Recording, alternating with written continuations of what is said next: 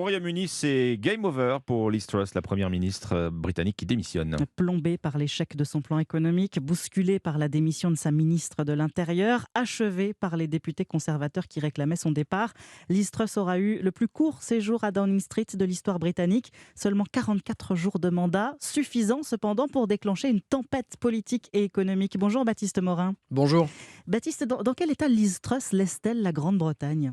Dans un quasi-cataclysme économique et moral. L'inflation n'a jamais été aussi forte au Royaume-Uni depuis 40 ans. Elle atteint 10,1%. C'est l'inflation la plus forte des pays du G7. Selon un sondage du magazine Which, le 60 millions de consommateurs au Royaume-Uni, un ménage britannique sur deux est contraint de réduire le nombre de ses repas. La livre sterling a elle plongé pour atteindre son niveau le plus bas. C'est la conséquence de l'annonce des Trussonomics. En clair, les mesures du plan de relance signé Liz Truss, le gel des prix de l'énergie pour les ménages, la prise en charge à 50% des factures énergétiques des entreprises ou encore les réductions d'impôts sur les hauts revenus. Coût estimé entre 100 et 200 milliards de livres, entièrement financé par de la dette publique, ce qui avait effrayé les marchés. Baptiste, est-ce que cette démission est une bonne nouvelle pour l'économie britannique ?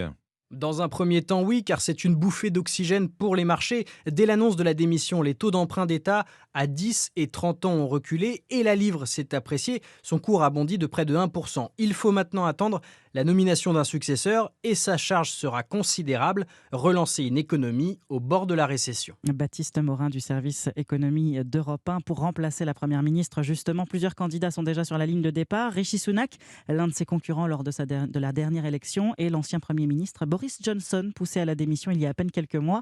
D'autres voix réclament en revanche des élections générales anticipées que les conservateurs ont très peu de chances de remporter. En France, Gérald Darmanin veut généraliser l'expulsion des familles de délinquants de leur logement social.